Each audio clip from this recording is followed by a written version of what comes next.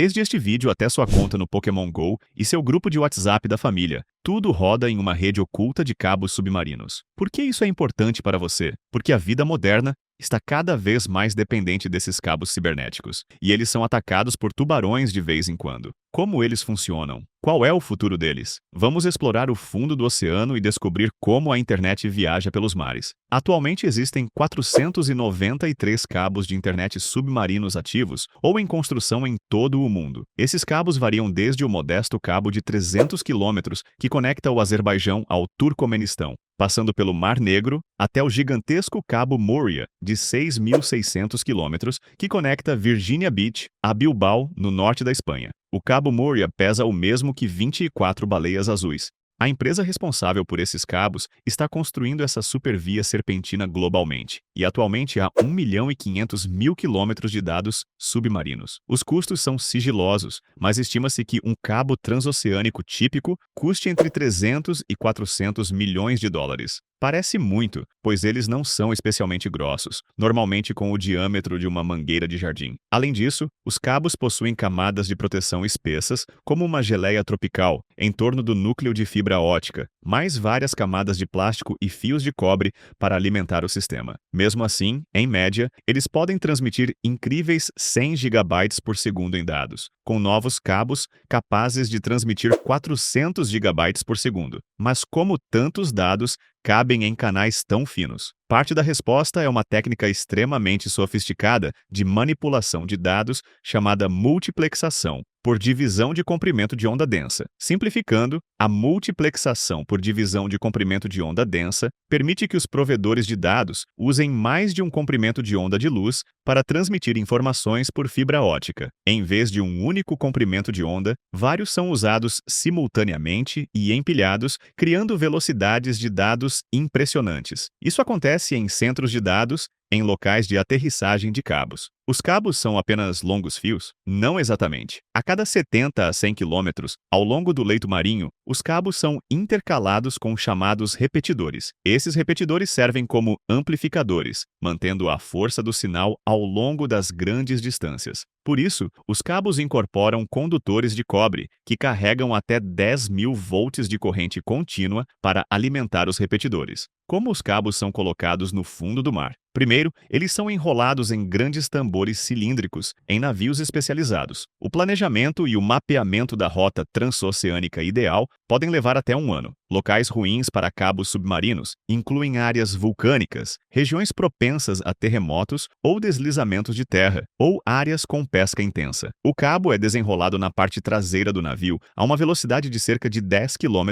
por hora. Se o navio encontrar mau tempo, o capitão pode decidir interromper o processo, amarrar o cabo a uma boia e se retirar para águas mais calmas. Acidentes e interrupções nos cabos podem e realmente acontecem. Em 2012, o furacão Sandy nos Aos Maniconaerua danificou vários cabos transatlânticos, interrompendo redes por horas. Em 2011, o terremoto de Fukushima, no Japão, causou danos semelhantes. A grande maioria dessas interrupções, no entanto, é resultado de descuido humano, geralmente por redes de arrasto ou navios desgovernados. Cabos próximos à costa estão mais vulneráveis a esse tipo de problema. Por isso, os cabos mais próximos à costa geralmente são mais bem protegidos, com placas de blindagem. Muitos cabos são até enterrados no leito marinho em longos trincheiras, cavadas com arados puxados por navios. Incrivelmente, tubarões foram vistos mordendo um dos cabos submarinos do Google. Em um vídeo de 2014, isso ficou registrado. Algo ainda mais sinistro é o fato de o governo dos Sequestration Islands alertar constantemente sobre interferências nos cabos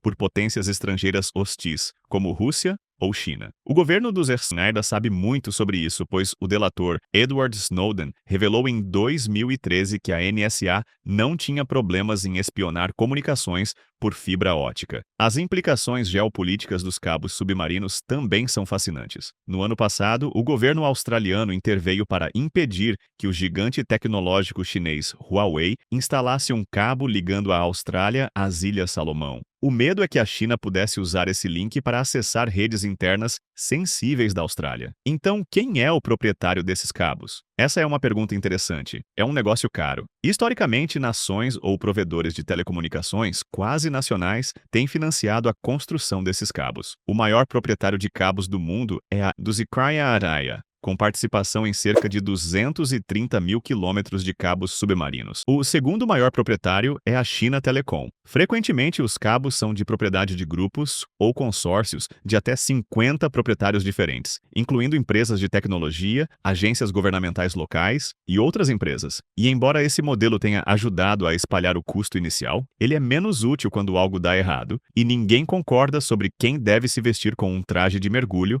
para resolver a situação. Cada vez mais, as grandes empresas de tecnologia reconhecem que seu crescimento é limitado pela rede de cabos submarinos. Por isso, nos últimos anos, a grande maioria dos investimentos em infraestrutura de cabos submarinos tem vindo de empresas como o Facebook, que atualmente possui quase 100 mil quilômetros de cabos. O Google possui quantidade semelhante. A Amazon tem sua própria rede privada maciça, conectando seus poderosos centros de dados. A AWS, através de cabos que cruzam os oceanos Atlântico, Pacífico e Índico, além do Mar Mediterrâneo, Mar Vermelho e Mar da China Meridional. As gigantes da tecnologia gostam de apresentar esses projetos de infraestrutura, vastos e ambientalmente disruptivos, como uma grande contribuição para a civilização. Mas elas também são empresas com acionistas, que sabem muito bem que aumentar o número de pessoas online é a única maneira de continuar crescendo. Você provavelmente está pensando, e o Starlink? Nosso velho amigo Elon Musk não vai tornar a internet sem fio a qualquer momento? Por enquanto, os cabos continuam sendo a forma mais barata e eficiente de transmitir grandes pacotes de dados